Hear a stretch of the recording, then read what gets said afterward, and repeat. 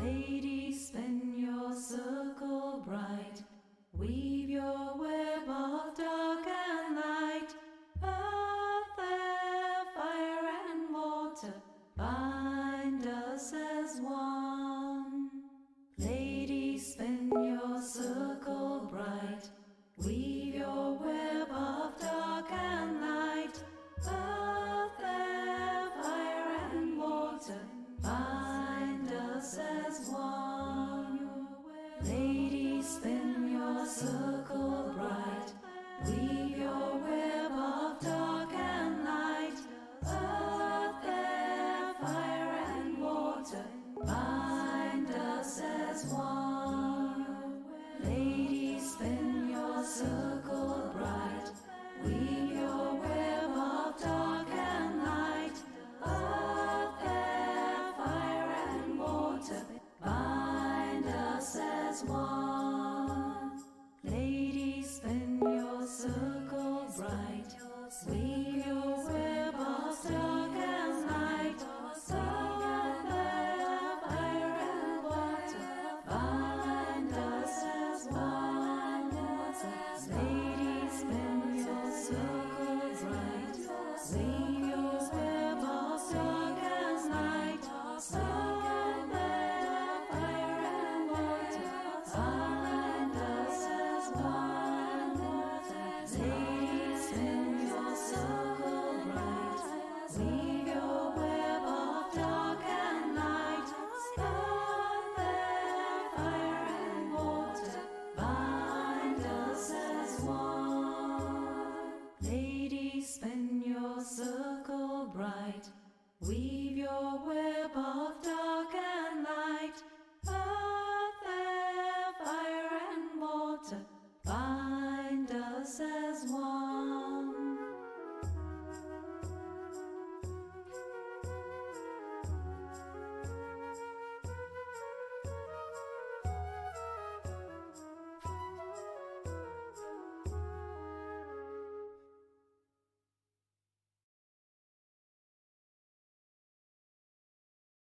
Honored maiden huntress, Artemis, Artemis, new moon, come to us.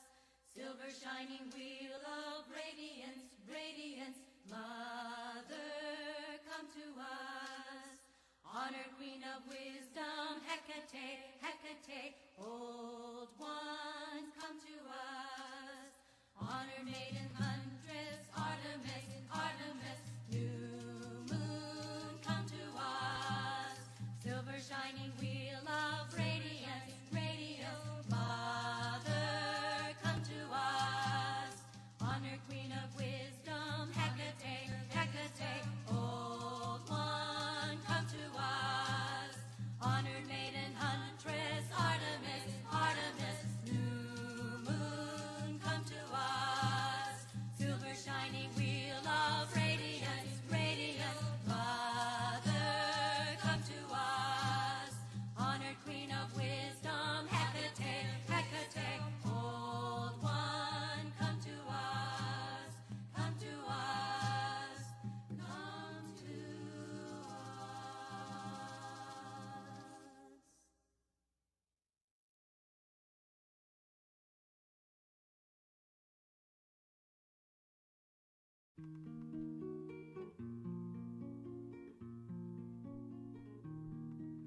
I am the goddess, mother of life.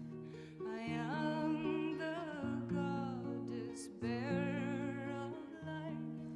I am the goddess divine. I am the goddess divine. I see as Venus, Ishtar, Kali, Minerva, Shakti, Kuan Yin,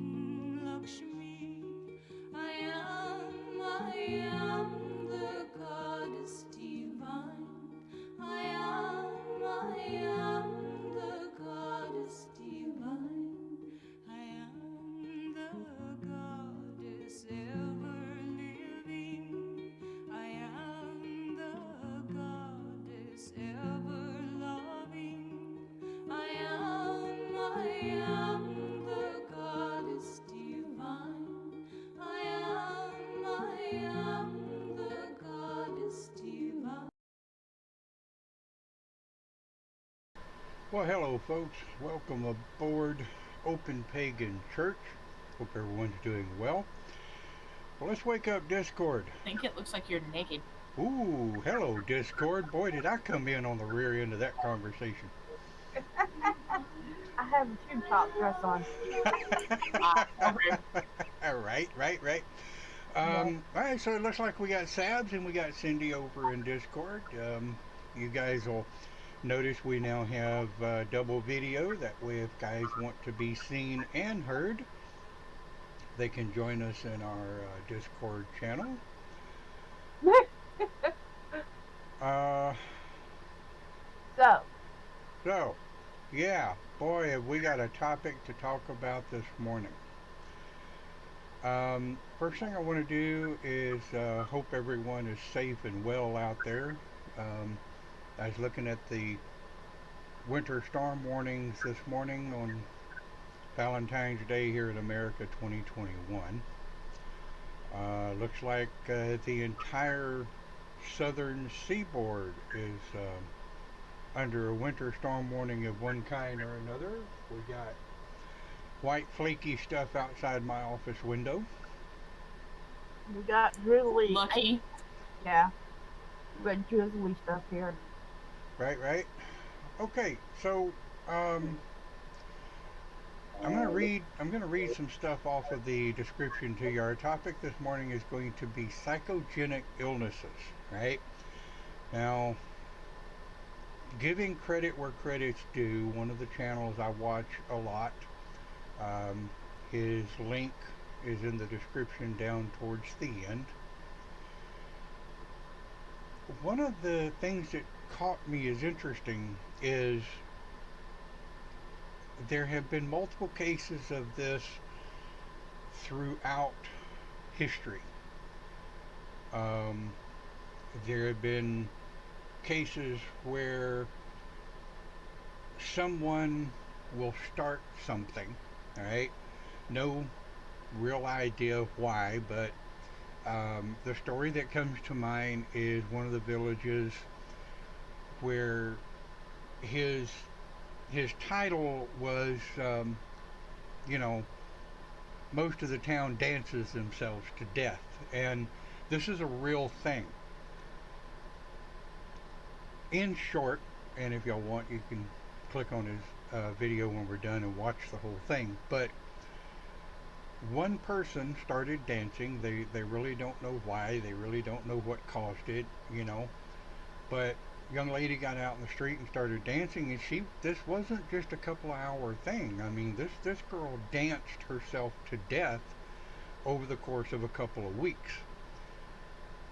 And as time went on, most of the entire village was dancing non-stop, 24/7. Quite a few of them did dance themselves to death. Well, I've got some links, of course, in the description, and you guys that watch on our other archive channels, of course, I'll have the links in there as well. But I found the research of this to be very interesting because it has links to certain areas of things like PTSD, mass hysteria, mass buying, such as, you know, in 2020 and 2021, of course, we're still dealing with the pandemic. But, you know, the mass buying of toilet paper. You know, it's kind of like one person does something out of character, and with the advent of the internet nowadays, you know, Facebook Live, Twitter, YouTube, what have you, people see this stuff streaming live, and before you know it, there's no toilet paper left on the shelf. The attack on the U.S. Capitol has been linked to psychogenic illness, where you've got several people who start out protesting peacefully, and all of a sudden somebody goes batshit crazy, and before you know it, everybody has absolutely lost their mind. So, what causes this? Well, the first thing you need to understand is neither myself nor any of us here on Open Pagan Church are psychologists or psychiatrists.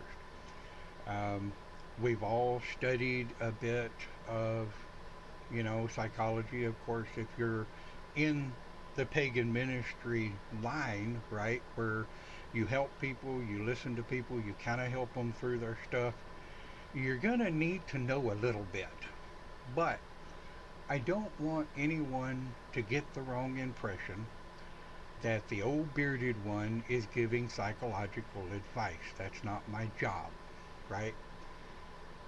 But what I do like to do is, if I have suggestions, if one of the guys in Discord or you folks, that may be listening in the chat area, please feel free to post in the chat area if you've ever had any dealings with psychogenic illnesses, or if you've ever experienced other people that have fallen victim to psychogenic illnesses.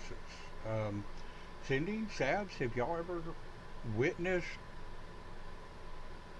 mass stupidity? Oh, yeah. Every day. Yes. It's Every called day. driving in Houston downtown traffic. Yeah, true that. True that. Road rage can be put down to psychogenic illness for sure.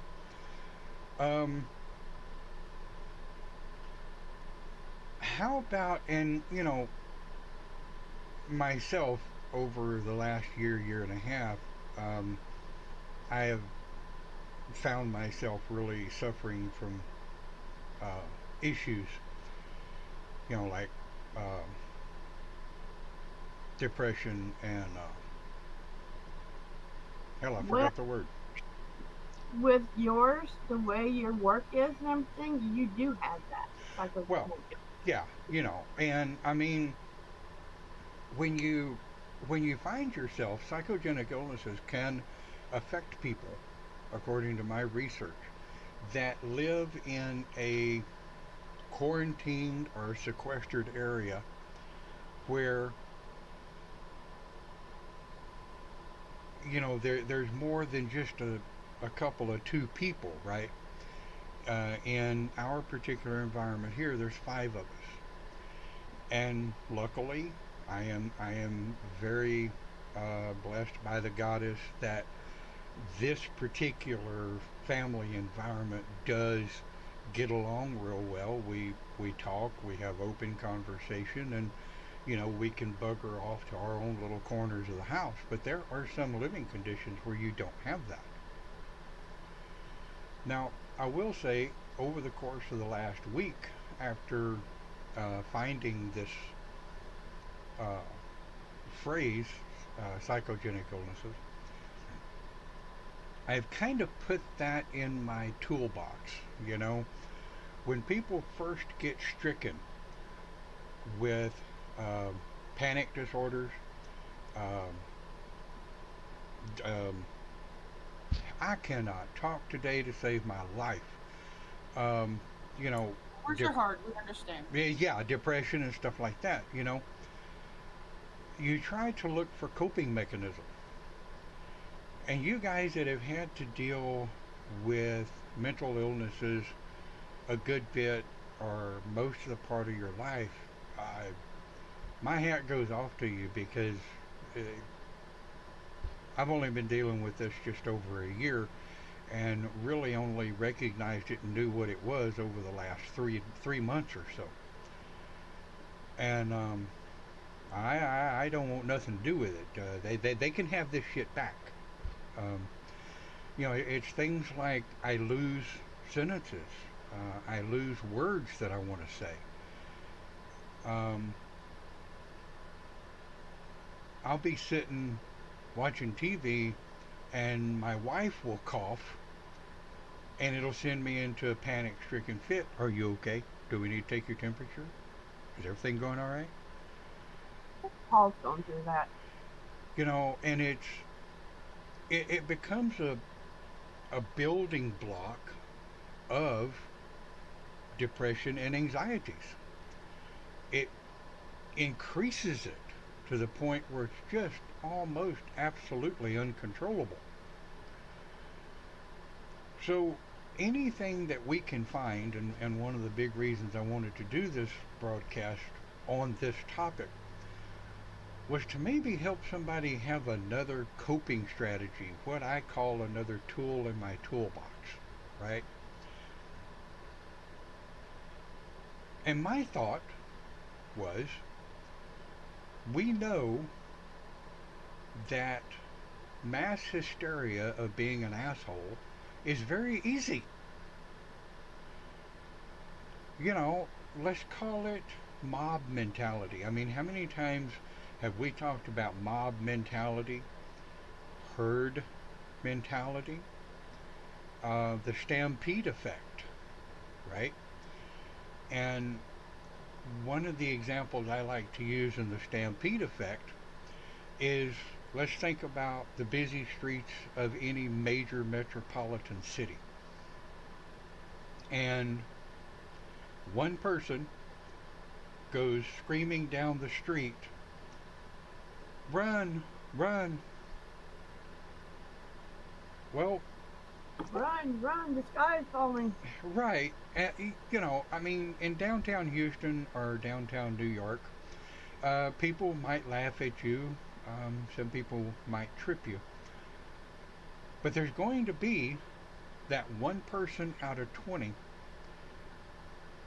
that your psychogenic effect is going to have an effect over, and they're going to start running too and screaming, and they're not going to have any idea what the hell they're screaming about.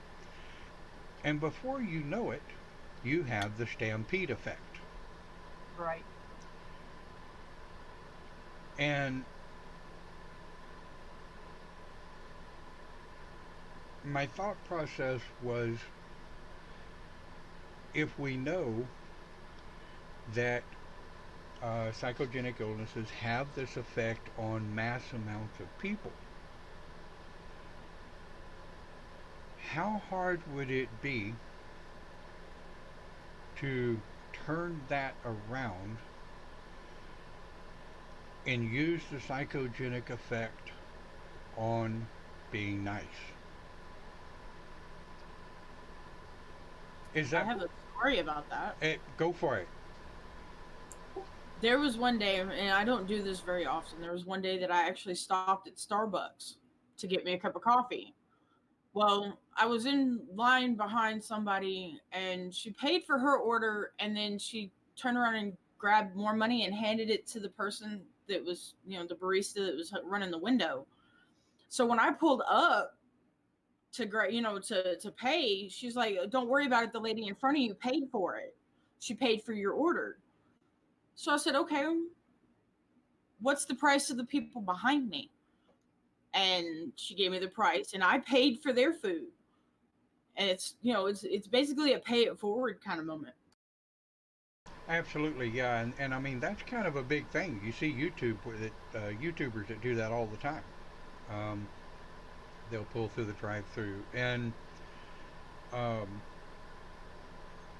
but that's the kind of thing that in this day and time we really need. You know, it's the kind of thing where when you're talking about a psychogenic illness, we can turn that around. Looks like Lester joined us. Morning, Lester. Yes, he says. I apologize, Lester. uh,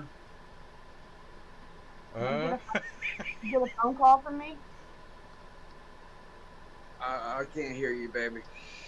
I said, did you get a phone call from me? If I did, I didn't hear it. Okay. Yeah, Lester sounds like I feel. We all I don't feel. think Lester's even gotten out of bed yet. Nope, I don't blame him. Sweet Lester just got out of bed, just went and got his coffee. He didn't even had a chance to drink yet. Oh, dude, drink that coffee. Just drink that coffee. And hopefully it doesn't taste like jalapenos. Ah, I swear, I made a cup of coffee this morning, okay? I made me a cup of coffee. Made it like I normally do. But I took a taste out of it and it tasted like jalapenos. I was like, wait a minute, that's not right. That's what you get for eating bananas and peanut butter and drinking coffee. Yeah, I didn't think it was gonna make that weird of a taste in my mouth though. Right, right. okay. So let's think about ways that, and Sabs was bringing up one example of a pay it forward. Um, you're going through a drive-through, and you might say, okay, how much is the person's order behind me, and just pay it for them. I mean, granted, most of us, myself included these days, don't have $20 to spare, but sometimes we have to do what we can do to, because helping others, and this is a proven fact, helping others helps yourself. And I don't mean, Feel good. say again. It makes you feel good. So the effect of it, Right, just help someone. absolutely. And when I do something nice for someone, I don't do it to make myself feel better. I don't do it to build up good karma. I just do it because it's the right thing to do. Right? I mean, it's just like me, like, say, Thanksgiving last year, I actually made a very decent dinner. Like, I made enough food for other people to, like, come over to my house and eat. I did the same thing for Super Bowl Sunday. I made a bunch of food, and it was just going to sit in my refrigerator and not get eaten. So what I did was I have these styrofoam containers that I bought like a long time ago.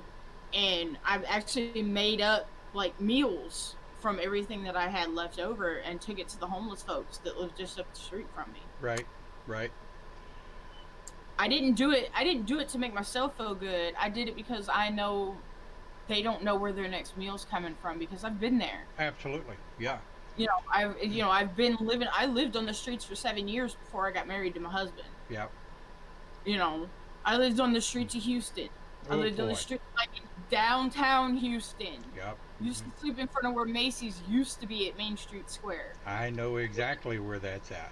Yeah, I used to sleep in front of the doors, in front of the metro station, and the metro cops would mess with us all the time until we got a letter from the manager that states that we can sleep there.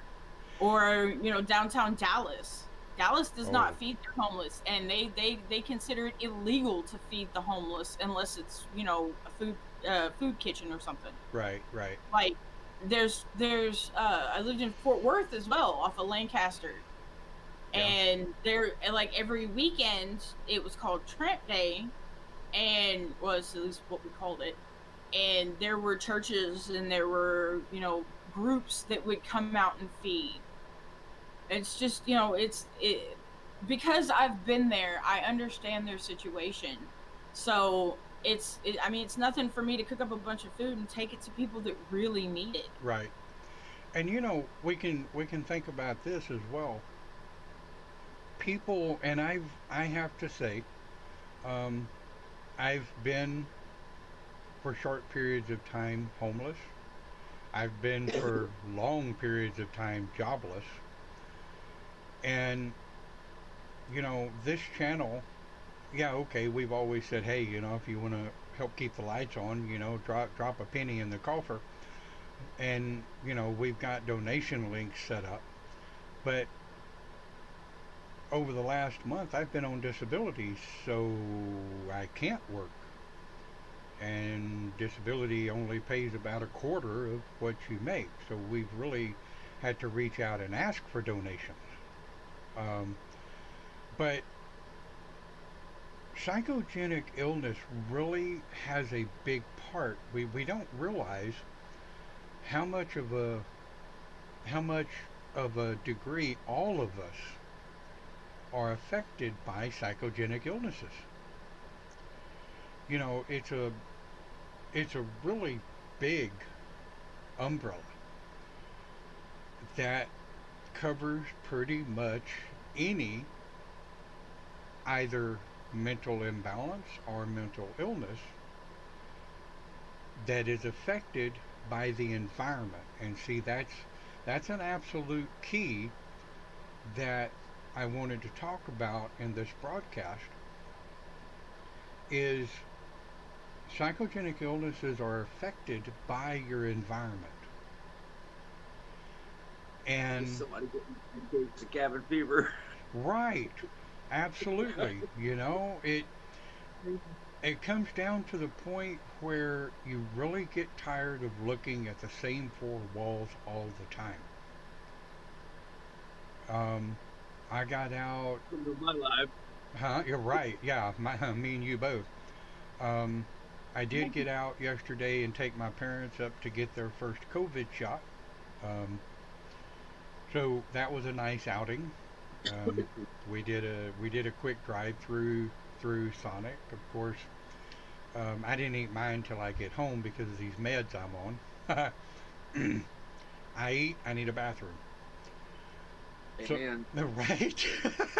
So but I mean, it was a nice outing. Yeah, okay. It was 19 degrees when we left the house, and luckily we did not encounter any ice on the bridges. I definitely wouldn't try that today. But just in that, what was it, 2 hours out of the house, really was nice. But how can we turn this thing around is the whole point of the topic of conversation. You know, I know people that have mild to severe PTSD caused by their environment of one kind or another. We know that wartime people who have been in wars or battles,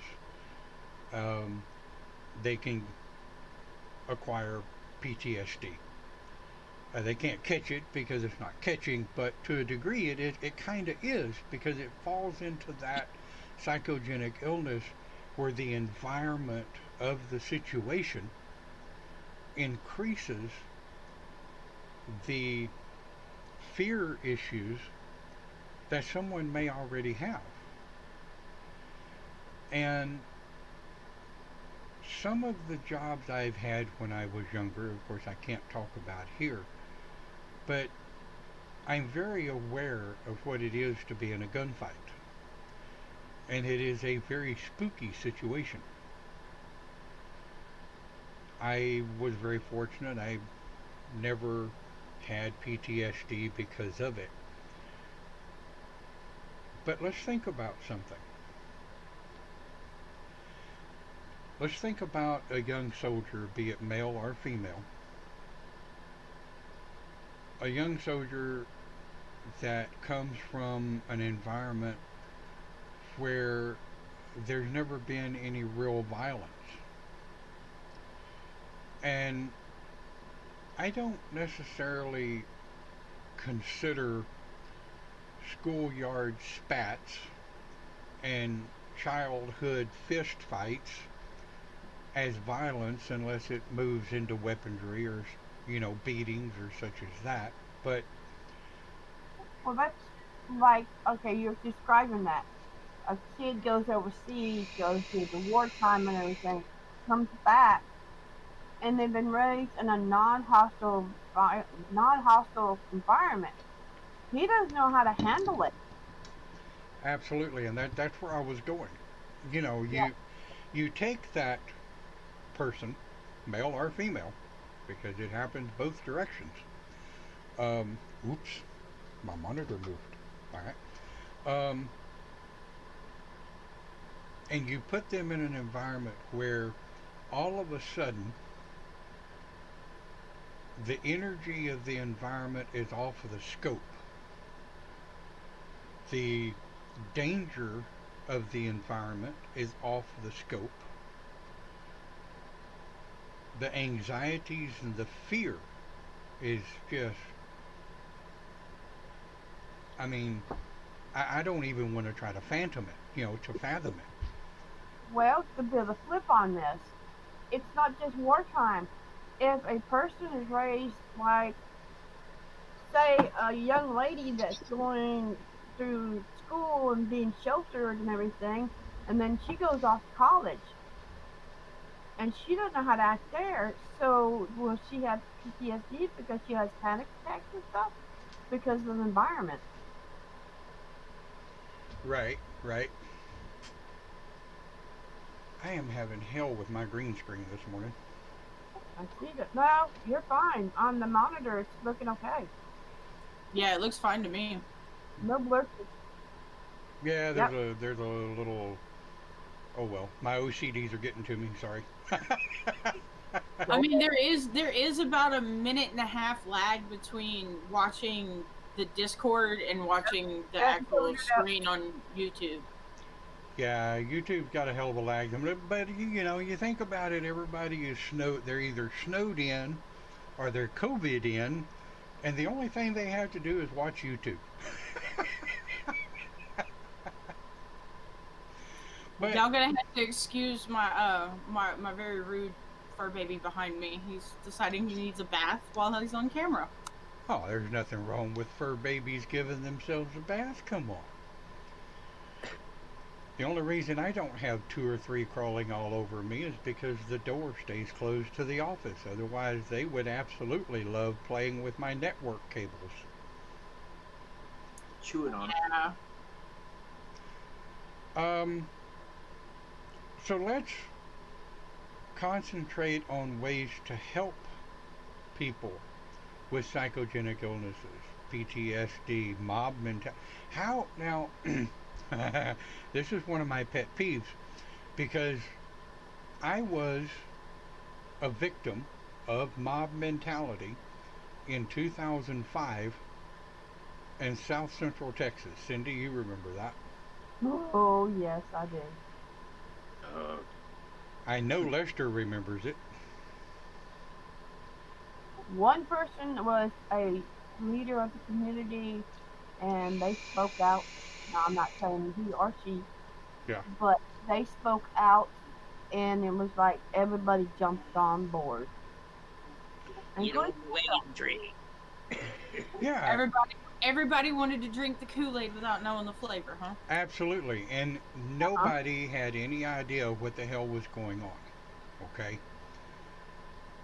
So, mob mentality, I have a real problem with mob mentality because people that are reacting to the psychogenic illness of mob mentality, 80% of them have absolutely no idea what the hell they're reacting to.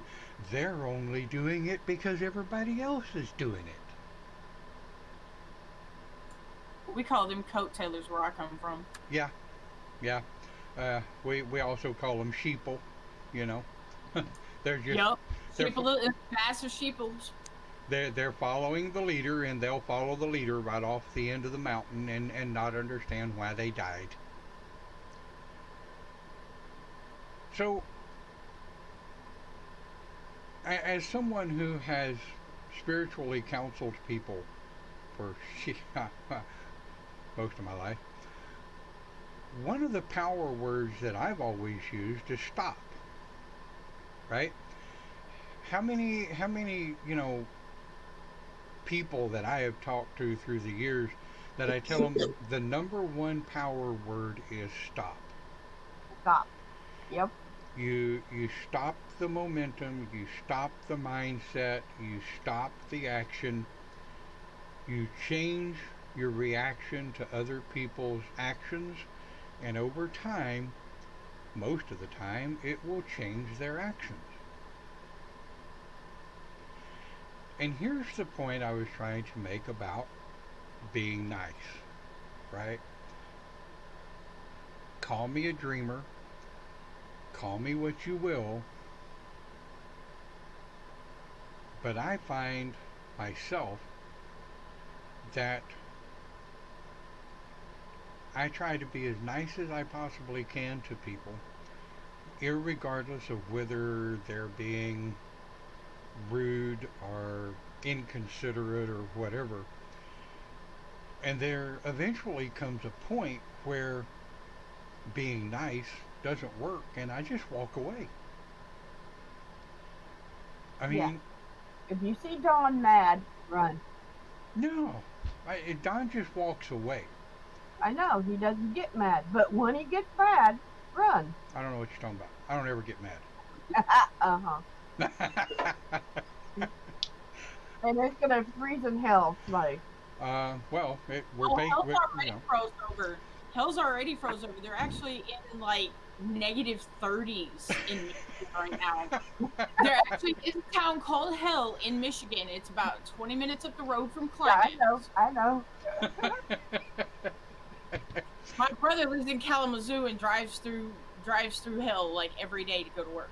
All right then. All right. So, can we?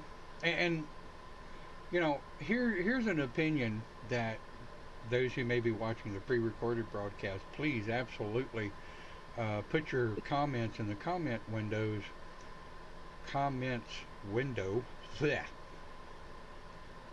What are some things that we as human beings can do to help people that are suffering from psychogenic illnesses? Oh Lord. Well, one that always smooths everybody's feelings and stuff. Music. Find some music that likes you to relax, or read a book, or step away from the internet. Well, you just stumbled on something that is a $6 million answer. Step away from the internet. Put There- the damn phone down. Get away from your screens. Get away from other people. Isolate for at least 10 minutes a day in a quiet space where you can meditate. Yep. One of the things I noticed, so I wanted to bring this up, over the last 3 months, because of this stupid thing that I have acquired, I find it harder and harder to meditate. Now, another thing that I've always taught people is don't try to meditate.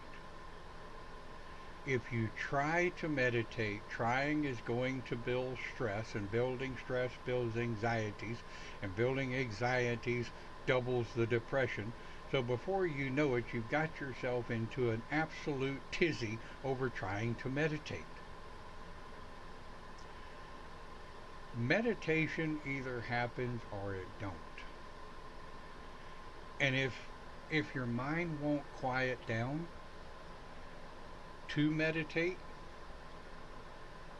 try to find some form of comfort zone or peace and quiet where, like Sab said, find a quiet place. Sequester yourself for at least 10 to 15 minutes a day. And turn off the screen.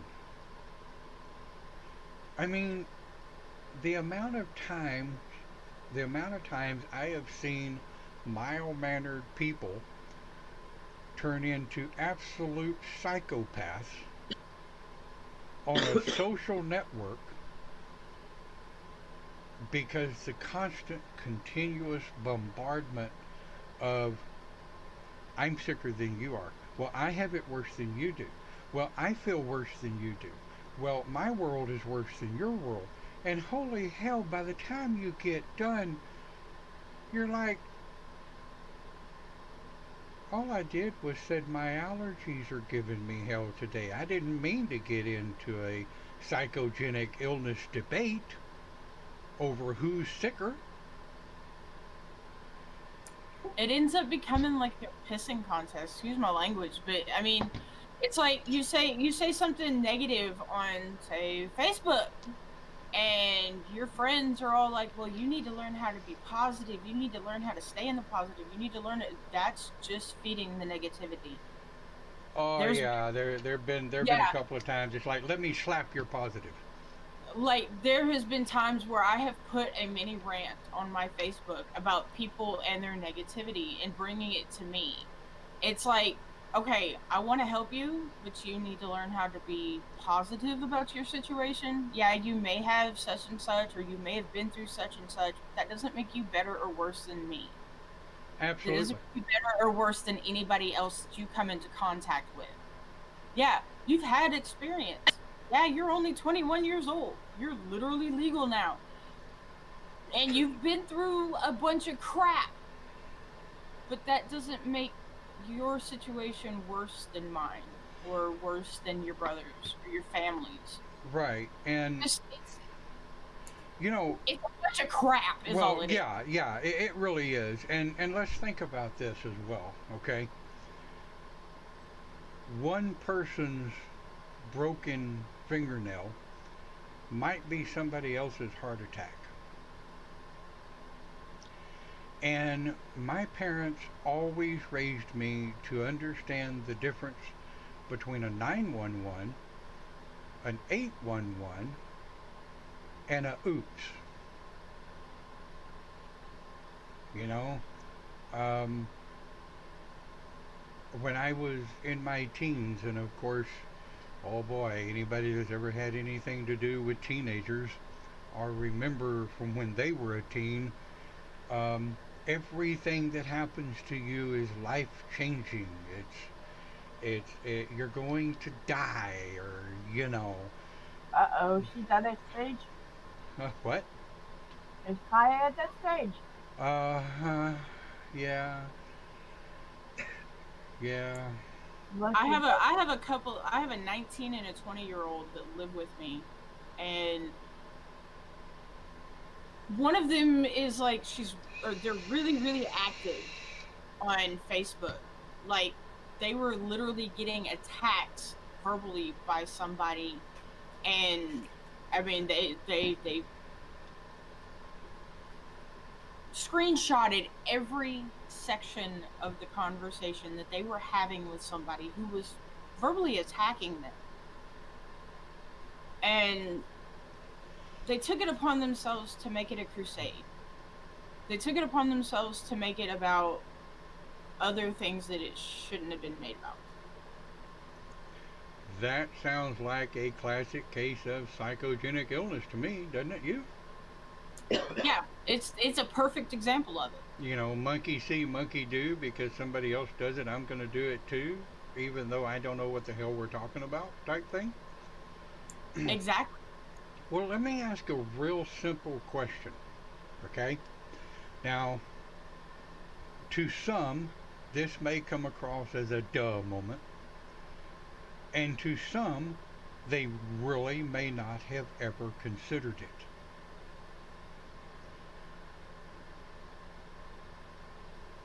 Everybody ready for this? Go on. All right, here we go. Delete and block the assholes. yeah. You should see my block list on Facebook. Wow. You know, I it when my daughter was first getting online, as it does, kids are cruel, and she come in the living room one day crying, and of course we listened to her, and there's no judgment in my household. And I looked her square in the face and I said, "Sweetheart." "Yes, Daddy." I said, "Delete and block." "What?" "Delete and block. Don't friend people you don't know." You know, I over the last 2 years of the okay, psychogenic illness political hoorah that's been going on here in America, my block list probably is about as long as Sab's. I'm only 5'7". Yes. But you know, it. I'm perfectly fine with a debate. Okay, I love a good debate, but I'm not going to allow a debate to turn into a name-calling argument. Mudslinging is the worst thing you can do. It doesn't do any good. So again, back to point. If we I avoid politics. oh yeah, yeah, I hear you. Well, I wish I could stay the same, but my stupid self has always been very easily drawn into political and religious debates. And that's two things we don't talk about in my house. Right, and you know, the interesting thing is, once again, I must say, in this house, when myself, my wife, and my parents and my daughter sit down to a family meal, which we try to do at least once a month, just to sit down with each other and say, hey, how you doing, catch up. We are open enough that we do have some political differences, and of course we do have some religious differences, but we talk about those, we discuss those, and it's like, I see your point. I don't have to agree with you, but I'm not going to allow myself to be hung up in my new favorite phrase, psychogenic illness, by allowing my fear or my disagreement with someone to conduct the way I am. That make any sense? It makes a lot of sense. It's not, for me, it's not the fear of getting into an argument. Because anybody that knows me knows I like to argue a lot. But it's not about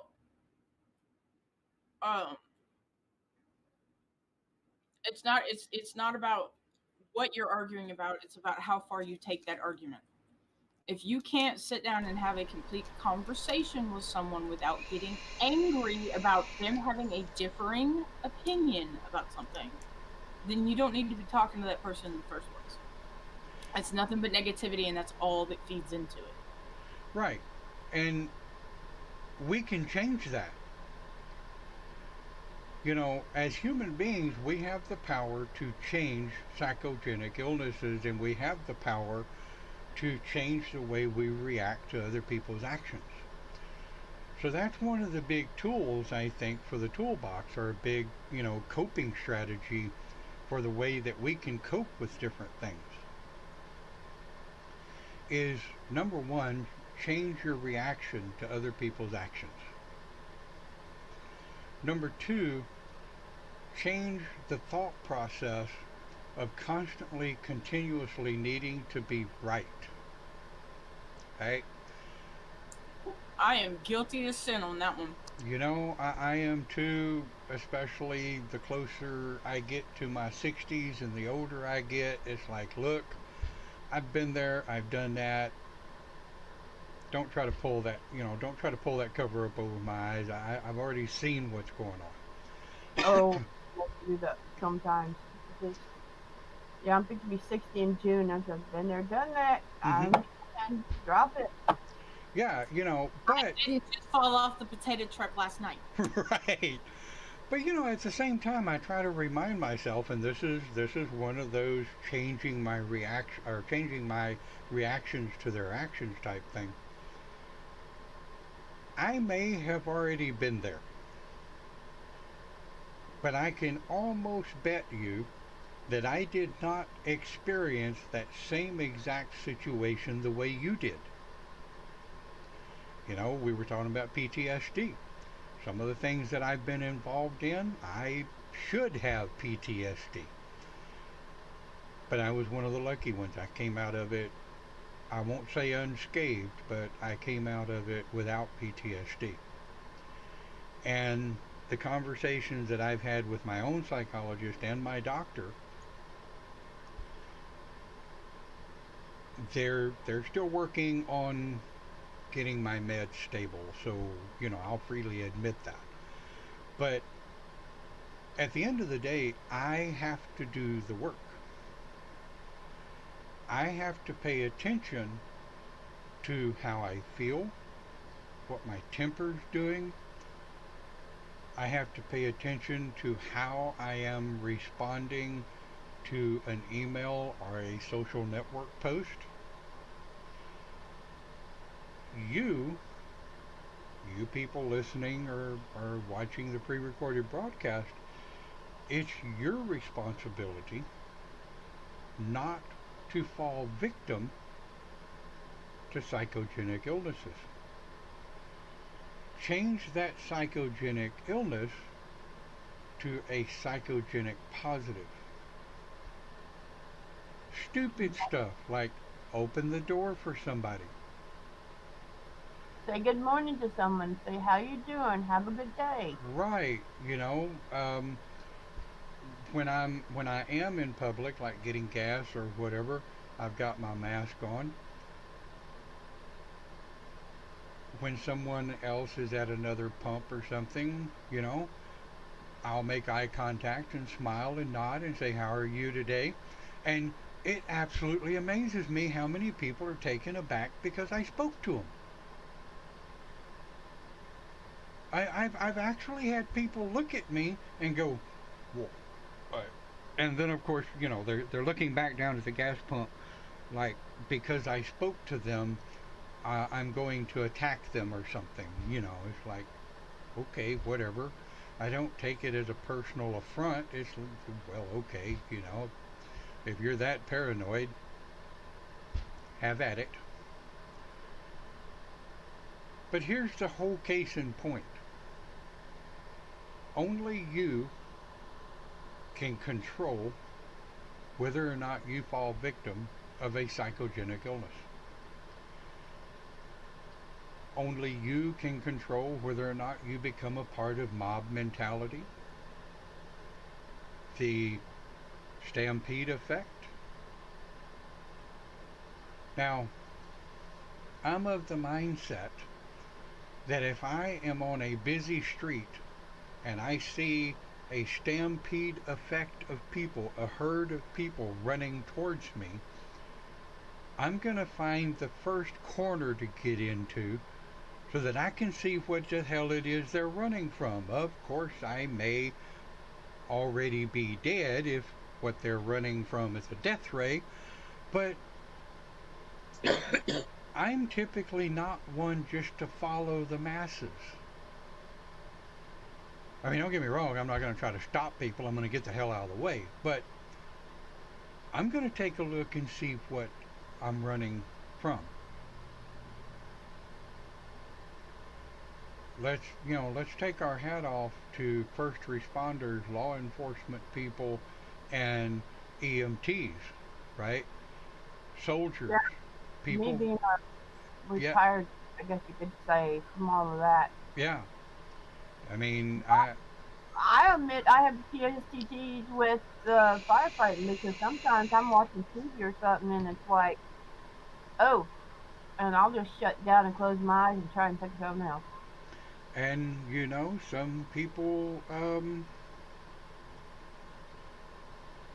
some people get, you know,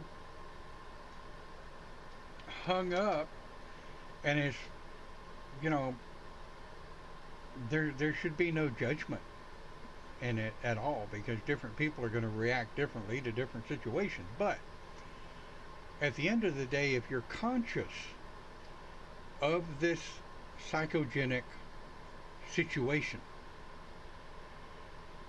and you've put it in with your coping strategies of whatever mental illness you may be fighting, and if it becomes a part of your coping strategy, just go, well, wait a minute. Am I actually experiencing this myself? Or am I experiencing it from someone else? Am I trying to take on someone else's feelings, emotions? Am I becoming more sympathetic than I am empathetic? Am I becoming a part of the problem? Or can I become a part of the solution? And the only way I can become a part of the solution, I think, what do you, we'll see what y'all think, but the only way I can become a part of the solution is be a good person, try not to adversely react to other people's actions, don't allow myself to become a part of a mob mentality, and don't allow myself to become a part of a herd mentality. That make any sense? Oh, It makes yeah. perfect sense. It makes perfect. Now, we're sitting here talking about people with PTSD. I was actually diagnosed with PTSD as a child, as a 5-year-old child. My adoptive dad was actually at the Phillips plant when it exploded.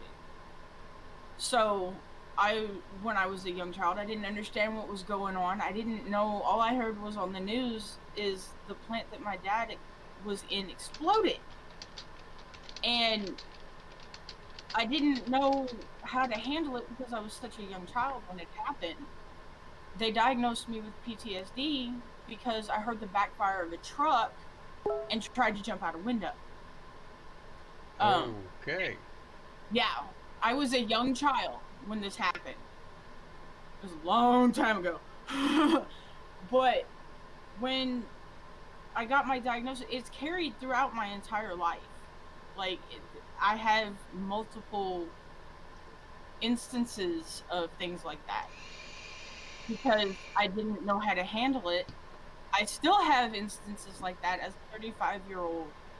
And there's times when it's just like, should I take this handful of medicine and just end my suffering? Or should I take the situation that I'm in and try to find the positive of it? Like, say the TPC explosion. Yeah, that devastated the entire area. It put things in the air that are not supposed to be there. It's attributing to global warming and stuff like that. Right. But there were people that actually survived. There are people that have learned, okay, so let's take this situation, analyze what went wrong, and fix it. Right. And see, that's one of the recommendations I was going to offer up when you got through with your story was maybe if there can't be a positive found in a situation, perhaps we can simply learn to accept it for what it is. I mean, as a pagan minister, one of the first things we learn is it's not my job to change anyone. Okay? I cannot make someone feel better about themselves if they're not willing to make the changes that are required to feel better about themselves. You can't make anybody happy unless you're happy. And if you ain't happy with yourself, then how are you going to fix somebody else's sadness? Well, yeah, even still, it's still up to the person, right? Psychogenic illness covers such a wide array of different mental or mentally caused or environmentally caused issues. And we haven't even touched on parental, spousal, environmental abuses, and man, I don't even want to go down that rabbit hole because, I mean, but that forms a basis for psychogenic illnesses right there because it's an environmentally caused mental illness. It's always been my thought that psychiatrists and psychologists should approach a situation with a client to help them find the cause.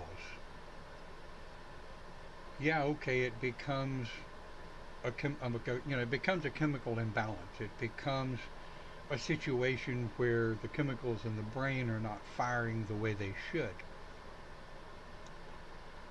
But that typically doesn't happen overnight. It's like the lady at EAP where I talked to. She said, "You need to remember, you didn't get broke overnight,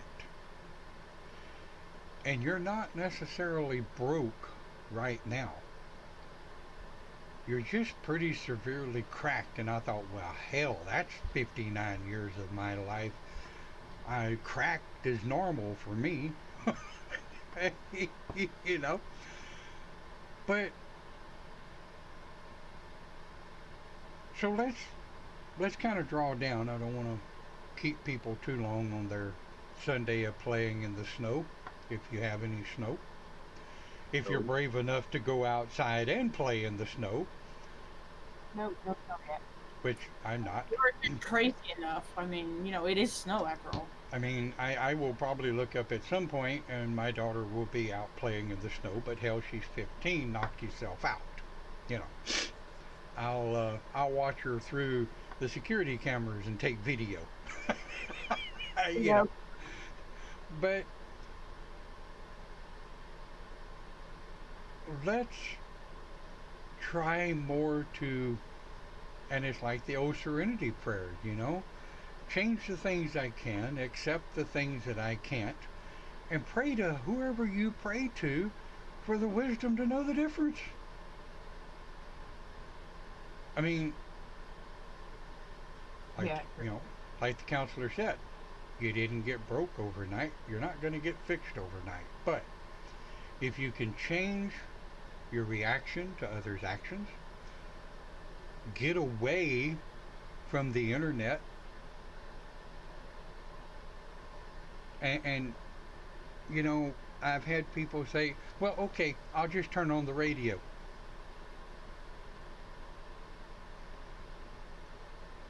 You're missing the point. Turn off the screen. Turn off the phone. Put down the social network device. Turn off the TV. Turn off the news. I love watching the news, but it's depressing as hell. Which is the reason why I don't watch the news. I don't listen to public radio, because that all they report on is the negative. I have yet to see anything positive come from the news in the last 8 years or so. One of our local stations is starting to do a segment with positive stories. I have to say, and I was just fixing to say, WFAA up here in North Texas, they have segments all throughout their newscast where they have started inserting things that people are doing for the homeless, things that people are doing to help others, and I absolutely commend them for that, because especially in this day and age, we're surrounded by it. I mean, every time we're trying to get our home life straight or get our lives straight, something else pops up where the death toll has gone up, the number of infected have gone up. Quite honestly, if anybody brings it into this house, my daughter would be the only one left standing, and I don't want that for her. So that in and of itself builds on my psychogenic illness, because it enforces that panic, it enforces that negative, it enforces that depression, because damn it, I can't fix it. So, guys, do y'all have anything else you want to offer? Not that I can think of right now. Anybody else? Stay warm, stay safe, stay dry. Yeah, stay safe and stay dry. Paul said mob mentality. Yep, absolutely. What I'm asking is, are you talking strictly about things that are mob mentality?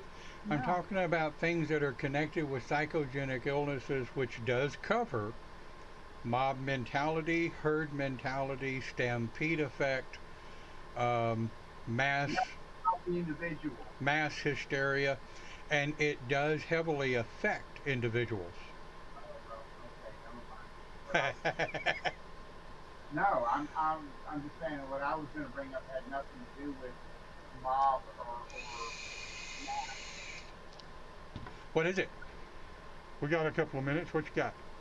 I was just talking about the what happens to somebody who has been dealing with something adverse in their lives since day one, and what that does to them. Well, that's a part of that psychogenic illness because it sets up a snowball effect that you eventually just absolutely lose control of, or don't have don't have the tools to deal with it. You know, and there's no magic for it. Unfortunately, the only thing we can do is over time. Talk about it. Well, sometimes talking about it doesn't do any good. Thank you. I have had to learn, most especially over the last year or so, that sometimes talking about it just doesn't do any good. Or talking about it actually makes it worse. In some cases, yes, you're absolutely right. So So what do you do with the person? You just deal with it. you love them, You, honestly. and you love them, and when they're ready to talk about it, they'll come to you and know that they have no judgment from you. They know that you are loved. You are there to listen. You're there to offer advice if they ask for it. Yep. Yeah, that's hitting the nail on the head. I mean, I've had to learn that rather than using the sentence, if you talk about it, you might feel better, Yeah. to using the sentence, if you get to where you want to talk about it, I will listen. Yeah, that works. And I find that that helps me because then I'm not taking responsibility for trying to fix someone that I love. When in reality, ladies and gentlemen, you can't fix anyone. You can help by whatever means, by staying silent and listening, for whenever they're ready to talk, if ever. There are some things they don't want to talk about, and the more you pressure them to talk about it, the deeper they're going to get into their hole, till eventually they just roll up the sidewalks and say, to hell with it. you know. So, those of you that have issues that can talk about it, there are people out there, if you're comfortable reaching out to one of us at Open Pagan Church, we'll be glad to listen. If you're, if you're needing help that maybe we can't offer, seek professional help. I was definitely going to close with this for sure. If those of you that are affected by psychogenic illnesses to the point where you're thinking about ending your own life or maybe someone else's, my recommendation is call the suicide hotline for your area. If you're spending so much time on the internet, all you gotta do is Google suicide hotline. And there you go. There's also a veteran suicide hotline. Yes. Yep. There are support systems out there. But at the end of the day, I think we all find that when it comes to psychogenic illnesses, the person looking back at you in the mirror needs to become your best friend before you're going to let anybody else help you do anything. And that's my recommendation. Well, hey guys, thank you for watching. I am looking for topics.